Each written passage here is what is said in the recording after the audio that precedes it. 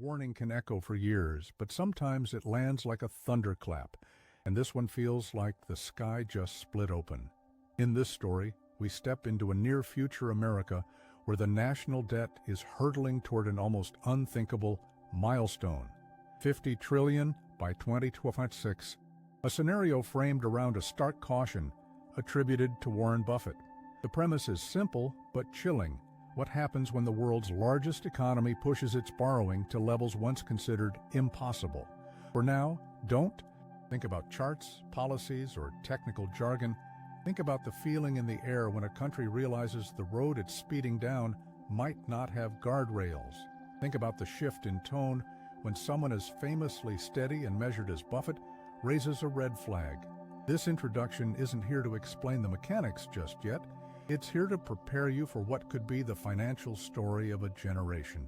As you read, pause for a moment and consider your stance. Are you for or against the idea that America can sustain such a staggering level of debt? Does it seem like a manageable evolution of the modern economy, or a countdown to a crisis waiting to strike? Share your take. This is the kind of conversation where every perspective reveals something new. Because once we move forward, we'll peel back the layers, how the debt rose so quickly, what Buffett's warning really implies, and what a $50 trillion ledger might mean for ordinary people, global markets, and the future of American power. For now, brace yourself. The numbers are big, the stakes are bigger, and the story you're about to step into could redefine how we think about the nation's financial destiny. You know, when you've lived long enough to watch several economic cycles rise, fall, and rise again, you start to recognize the familiar shuffle of footsteps toward danger. And when I look back over the last few decades of America's financial history, what strikes me most isn't any single catastrophe. It's the slow, almost unnoticed drift. Debt rarely arrives with sirens blaring. It creeps in like water under a door. One day you look down and realize the entire floor is soaked. I remember years when $1 trillion felt like an unfathomable figure. People would say it with a kind of awe, as if we were venturing into cosmic territory. But slowly, year after year, trillion-dollar deficits became a routine headline, hardly enough to raise an eyebrow. That's the thing about large numbers. Once you get used to them, you stop feeling them. And that's when trouble starts. What brought us to the edge of this $50 trillion horizon, this fictional but sobering scenario we're exploring, wasn't any single policy or administration. It was the aggregation of habits. Low interest rates that lulled both parties into thinking borrowing was painless. Tax cuts and spending expansions stacked on top of each other like layers of sediment. Wars funded on credit, bailouts during crises, stimulus checks during pandemics. And then, of course, the most recent cycle, rising rates turning yesterday's cheap borrowing into tomorrow's heavy burden. Debt has a way of looking manageable in the short term. Imagine a family with a hefty mortgage but low monthly payments. They might feel fine for years until the rates reset, or someone loses a job, or a medical bill shows up. Nations aren't much different. We tell ourselves the economy is big enough, productive enough, resilient enough, and often it is. But resilience doesn't mean invincibility. What worries me, what would worry any old investor who's watched markets swing on less, is the compounding effect. Compounding, mind you, is a wonderful thing when it works for you. It turns small investments into fortunes. But when it works against you, it turns manageable debt into a runaway train. $1 trillion here, $1 trillion there, interest piling on top of interest. Before long, the math begins to speak louder than any politician. And make no mistake, math always wins. I often think back to the late 70s and early 80s, when inflation was running hot enough to burn your fingertips. Rates shot up into the teens. People forget how fast the financial landscape can change when the market loses confidence. Today's scenario, this march toward $50 trillion, isn't about fear-mongering. It's about remembering that history doesn't repeat, but it rhymes. We've seen environments where borrowing becomes a trap. We've seen what happens when the bill comes due. faster than expected. Another part of the story that sometimes gets overlooked is foreign ownership of U.S. debt. Over the years, countries around the world have bought our Treasury securities because they trust America to pay its obligations. That trust is one of the greatest assets the U.S. has ever had. But trust isn't infinite, and if the world begins to question America's fiscal discipline, even slightly, borrowing costs rise. And when borrowing costs rise on tens of trillions of dollars, well, you don't need a calculator to sense the shift in temperature. Think of it like this. If you're carrying a small backpack, you barely notice the weight. Add a brick every mile, and you can still walk. But eventually, you reach a point where one more brick, just one more, forces you to your knees. That's what compounding debt feels like. You don't know which brick is the problem. You only know the moment you collapse. Now, I'm not saying America will collapse. Far from it. This country has survived wars, depressions, bubbles, and political gridlock of every flavor. But strength shouldn't make us complacent. It should make us responsible. Because a powerful nation with weak financial habits is like a strong ship with a slow leak. It floats just fine until suddenly it doesn't. So as we start this chapter of the story, picture the United States not as a failing empire, but as a giant walking with a growing shadow. That shadow is debt, accumulated over decades, invisible until the hour light hits it just right. And now, that light is beginning to shift. If there's one thing I've learned from a lifetime of investing, it's this. The earlier you acknowledge a problem, the easier it is to fix. The later you acknowledge it, the narrower your options become. And as we continue toward this fictional but plausible $50 trillion mark, the window for easy fixes closes a little more with each passing year. That's why we need to talk about how we got here, not to point fingers, but to understand the terrain. Because if you don't understand how the road behind you was paved, you'll never see the potholes ahead. If the twists in this story intrigue you already, subscribe now and turn on notifications so you don't miss what happens next. Trust me, when you're dealing with numbers this big, you'll want to stay informed before the next chapter sneaks up on you. Now, let's talk about Warren Buffett, at least the way I imagine he'd size up a situation like this, if you've ever watched. The man speak, you know he doesn't raise his voice. He doesn't need to. He has that farmer in the field calm, the kind that tells you he's seen enough storms to recognize when the clouds are turning the wrong color. When someone like that issues a warning, even hypothetically, it isn't noise, it's a signal. Buffett often jokes that interest rates are like gravity. They pull everything everywhere, all the time. And when debt balloons, gravity works over time. I remember him once telling a roomful of wide-eyed investors, when the tide goes out, you find out who's been swimming naked. Everyone laughed until they realized he wasn't smiling. Debt has a way of making even the strongest swimmer feel a little exposed.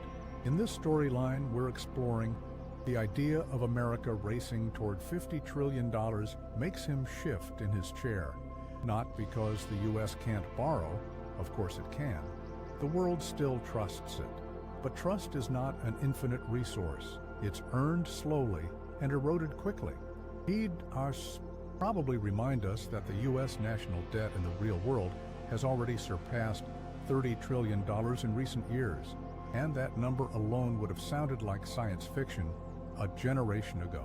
Imagine Buffett flipping through an old annual report, tapping the margins the way a doctor taps your knee. Here's where spending outpaced revenue. Here's where incentives got twisted. Here's where we kicked the can a little too far. He wouldn't scold, he'd diagnose. He might even chuckle and say, the problem with can kicking is eventually you run out of road, or the can gets bigger than your boot. That's his way of telling you the math is catching up, that servicing a mountain of debt gets tougher when interest rates rise, that even a strong economy can buckle if the load becomes too top-heavy, and that people should never confuse short-term calm with long-term safety. We saw a glimpse of that in 2011 when the U.S. lost its AAA credit rating for the first time ever. One downgrade, one sharp reminder that markets do occasionally raise an eyebrow. And if one eyebrow can shake global confidence, imagine what two might do. Now, I want to hear what you think. Share in the comments whether you agree or disagree with the concerns around rising debt, and tell us which country you're watching from. Your story might even appear in the next video. Some nations are used to towering debt levels. Others treat debt like a rattlesnake at the front door. The perspective shifts depending on where you're standing. But wherever you are, Buffett's tone in this narrative would be the same: cautious, deliberate, a little amused, and deeply aware of how quickly things can change. He'd warn that debt can be a powerful tool, but tools become weapons when mishandled. He'd remind us that optimism is wonderful, but optimism without discipline is how bubbles are born. And he'd probably finish with something deceptively simple, like, you don't get in trouble because of the things you know. You get in trouble because of the things you think you know for sure. So as we move forward in this story, imagine Buffett sitting with a glass of cherry Coke, leaning back, watching America's balance sheet swell, not panicking, not predicting doom, just raising that quiet, unmistakable warning flag, letting the rest of us decide whether to pay attention. When you've spent as many years as I have watching markets stumble, sprint, crash, and resurrect themselves, you develop a certain instinct for risk, the kind that doesn't show up in spreadsheets. You start noticing the quiet dangers, the ones that hide under the floorboards. And in this chapter of the story, as America edges toward that imagined $50 trillion mark, it's the hidden risks that keep me up at night. Most folks think debt problems begin with big, dramatic events, defaults, political meltdowns, fireworks on the evening news. But the real trouble usually starts in silence. It begins with assumptions. Assumptions that interest rates will stay low. Assumptions that markets will always buy what we're selling. Assumptions that tomorrow will look mostly like today. If you want to know where risk truly hides, look for the assumptions no one questions anymore. I remember a conversation I once had with a young analyst, bright kid, sharp suit, numbers dancing in his eyes. He told me, "Debt doesn't matter as long as GDP grows faster." I smiled and said, "Son, that's like saying your diet doesn't matter as long as you go to the gym. It works until it doesn't." Growth is wonderful, but depending on growth to outrun bad habits is a bit like hoping the wind will always be at your back. You can't count on it forever. Now, in the story we're unfolding, the biggest hidden risk of a $50 trillion debt load isn't just the number. Big numbers are scary, but manageable. It's the speed at which the number is climbing. Rapid accumulation is like adding weight to a bridge faster than engineers can check the bolts. Everything might be fine today, but tomorrow, one gust of wind could change the tune. Another risk? Interest payments. People underestimate how quickly they can mushroom. Think about it.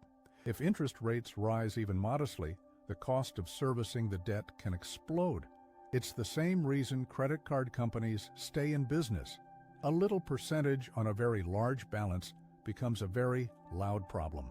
You don't need a PhD to understand it. You just need to have paid a late fee once in your life. And of course, there's the risk no one likes to discuss, the international trust factor. The U.S. has long been the world's financial anchor, safe, predictable, stable. But anchors can rust.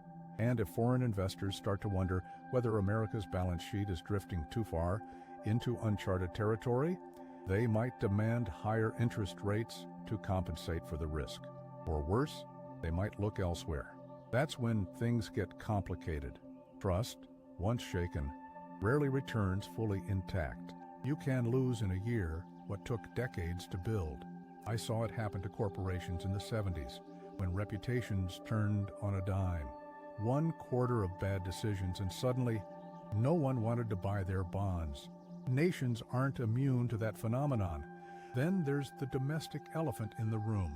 Entitlement spending, Social Security, Medicare, pension promises. These commitments swell automatically as the population ages. And while no politician wants to touch them, the math doesn't care about political comfort.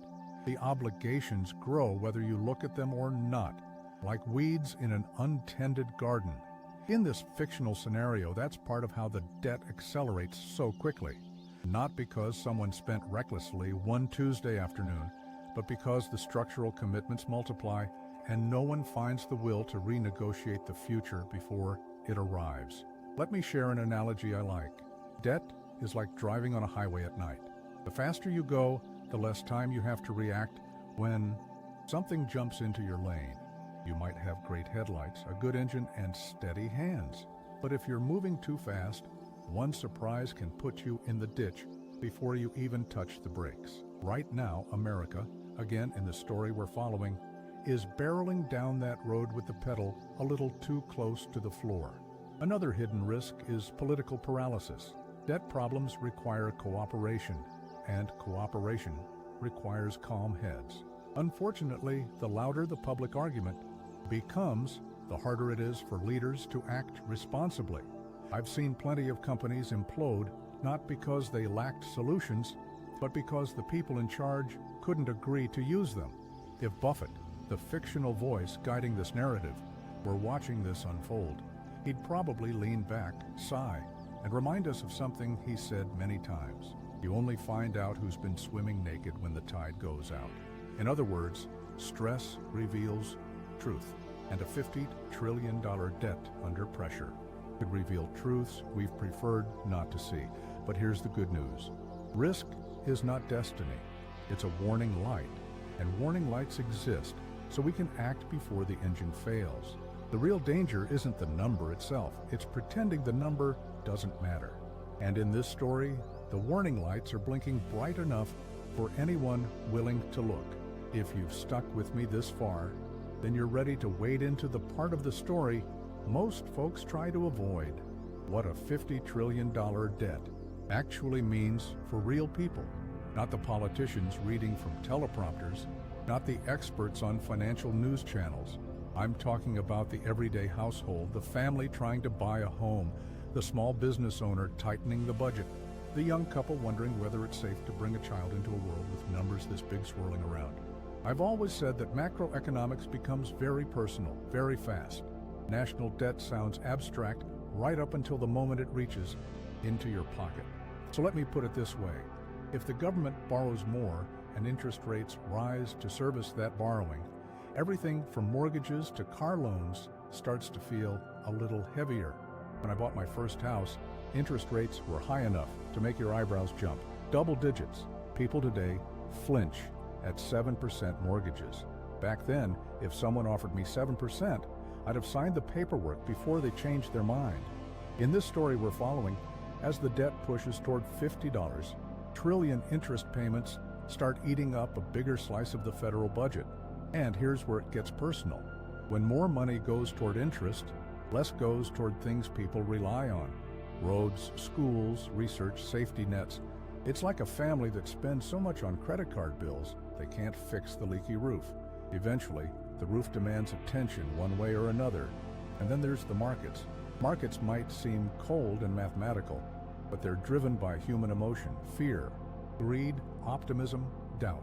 You'd be amazed how quickly sentiment shifts when investors start worrying about fiscal stability. I saw it in 2008, when companies once considered too big to fail suddenly looked very mortal. Fear spreads quicker than any virus I've seen. Now imagine global investors looking at a U.S. debt chart that keeps rising like a hot air balloon that forgot to stop. If they start to feel uneasy, they demand higher yields on treasury bonds. And if treasury yields rise, everything else rises with them. Corporate loans, personal loans, home loans. That's the gravity of the financial world. When the U.S. shifts, every other cost of money shifts too. Of course, markets don't panic all at once. First come the whispers, then the cautious repositioning, then the headlines. And finally, by the time the public catches wind, the professionals have already moved. Whenever I talk about these things, people ask me, isn't America strong enough to handle it? And the answer is yes, until the moment it isn't. Strength can make you complacent. I've watched more than a few supposedly unstoppable companies forget that simple truth. Confidence is good. Blind confidence is a trap. Let's wander through one more hidden effect: currency value. When a country borrows heavily, and especially if markets start worrying, the currency can weaken. Now that might sound harmless until you try to buy imported goods. A weaker currency makes everyday items more expensive. Electronics, medicine, car parts, food. Inflation doesn't just appear out of thin air. Sometimes it sneaks in through foreign ports. I remember once hearing Buffett say that inflation is like a tapeworm. It eats away quietly, meal by meal, until one day you realize something important has gone missing. That's how hidden costs work. They nibble, nibble, nibble until people start wondering why their paycheck doesn't stretch like it used to. And what about businesses? When debt levels spike and uncertainty rises, companies tend to pull back. They hire a little slower, invest a little less, delay expansions. That hesitation ripples through the economy. A restaurant doesn't remodel. A factory doesn't upgrade. A startup doesn't raise capital. Growth slows, not because the economy is weak, but because people are nervous. Nervousness, by the way, is one of the most contagious forces in finance. But let me tell you a story. Years ago, I spoke with a business owner who survived multiple recessions. He told me the secret wasn't predicting the downturn. It was staying flexible enough to adjust when it came. You don't outrun the storm, he said. You make sure it doesn't blow your doors off. That's good advice for individuals and nations. So as we imagine this $50 trillion milestone approaching, the lesson isn't that America is doomed. The lesson is that pressure reveals weaknesses. High debt magnifies every wobble in the system. A slight hiccup becomes a cough. A cough becomes a fever. And a fever, untreated, becomes something far worse. But the flip side is just as important. Pressure also forces clarity. It forces conversations that were put off. It forces leaders to choose between easy promises and hard truths. And it forces markets and citizens to rethink what stability really requires. This story isn't about fear, it's about awareness. Because awareness, unlike panic, gives you options. It gives you time. And in finance, time is the most valuable asset you'll ever own. And this story isn't about the number $50 trillion itself. It's about what that number represents. It's a mirror held up to decades of choices, habits, and assumptions that slowly became too comfortable. Whether you see America as a resilient giant or a distracted borrower, the truth remains the same. No nation, no business, no household can outrun the basic laws of compounding and consequence. If there's one thing seasoned investors learned early, it's that problems ignored don't go away. They just get more expensive. And while this scenario we've explored paints a dramatic picture, the underlying message is grounded in something simple. Awareness gives you power. When you understand the risks, you can prepare. When you see the patterns, you can change course. America has faced tougher challenges than this fictional milestone, and it has overcome them through clarity, discipline, and a willingness to confront uncomfortable truths. The warning here isn't a prophecy, just a reminder. A reminder that every great economic story, good or bad, is shaped not by the numbers alone, but by the decisions people make when the numbers start speaking louder than words.